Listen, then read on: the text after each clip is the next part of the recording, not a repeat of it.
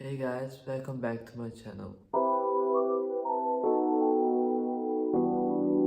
Today I would like to talk about Percy Jackson and the Lightning Thief by Rick Riordan. Stick around as we explore the author, the plot, the genre, and if this book is a must-read or if it's a waste of time.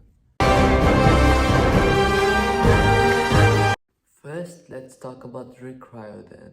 He's a former middle school teacher who wrote the Percy Jackson series for his son who has dyslexia and ADHD. Riordan wanted to create a hero who shared this trait, and that's how Percy Jackson came to be. Riordan's background in teaching and his love for Greek mythology helped him write this book, making it educational and entertaining. I believe that the character Mr. Brunner is inspired by Rick Riordan.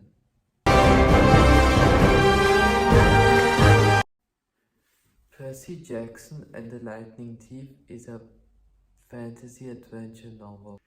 Like Harry Potter, it's a great example for this genre because it has magical, mythological elements and has a great quest narrative. The book features young protagonists, a fast-paced plot, and a mix of humor and danger that keeps the reader hooked. The book's main audience are pre-teenagers who are struggling to fit in. The modern twist of ancient Greek myths make this book stand out in the fantasy genre. Let's talk about the cover. This edition shows Percy Jackson holding a sword with a rainy background and thunderstorms. It perfectly captures the plot of the book, the adventure, the danger, and the wrath of gods.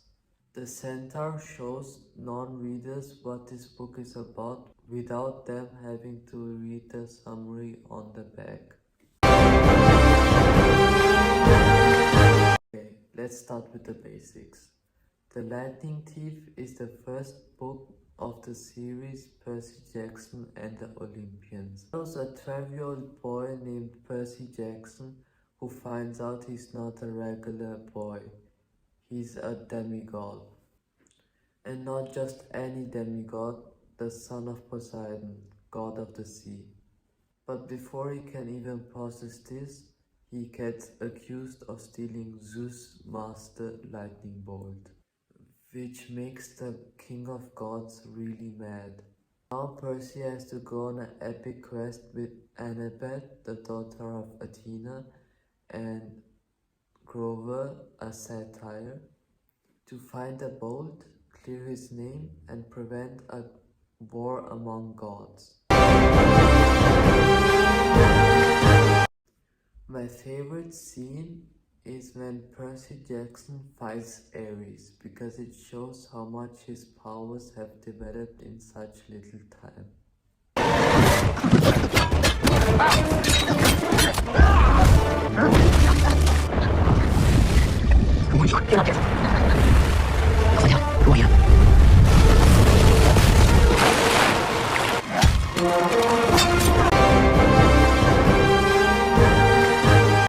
My least favorite scene was when Annabeth and Percy Jackson were stuck on the love ride together because it was really awkward.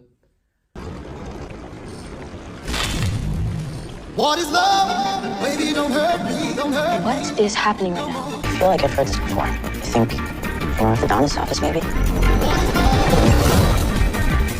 think that the author tries to ship them, but it just feels forced and unnatural. Let's talk about the characters. I personally feel like Percy is a bit annoying.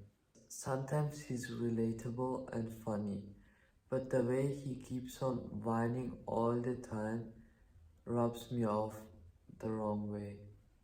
Annabeth is smart, but they didn't focus on that aspect as much as I hoped. You know, because she's the daughter of Athena.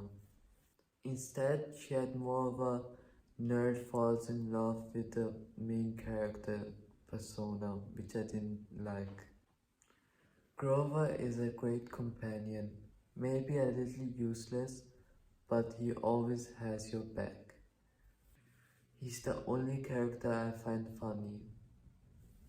I don't have a favorite character because all of the characters feel weird to me and not real.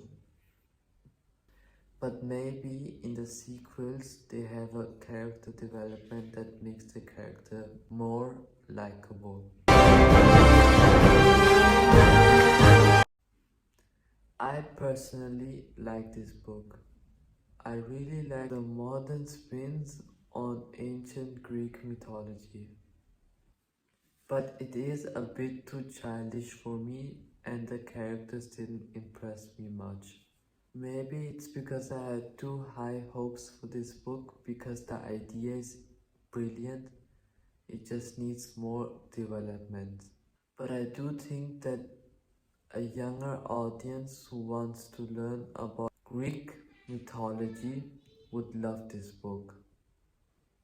Because the fast-paced plot will make you hooked without making the mythological parts boring. Because I was curious if the second book was better, I went ahead and read it. If you want my opinion, let me know in the comments. I like the series. The characters were written better and they were interesting depictions of the gods, which I wouldn't normally suggest.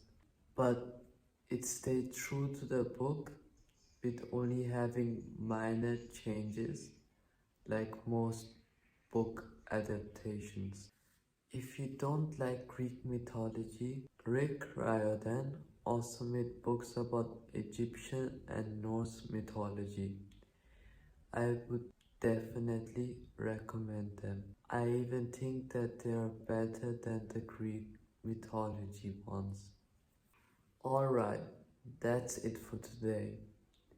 Let me know in the comments how many tridents you saw in this video. Until next time, and may the gods be ever in your favor.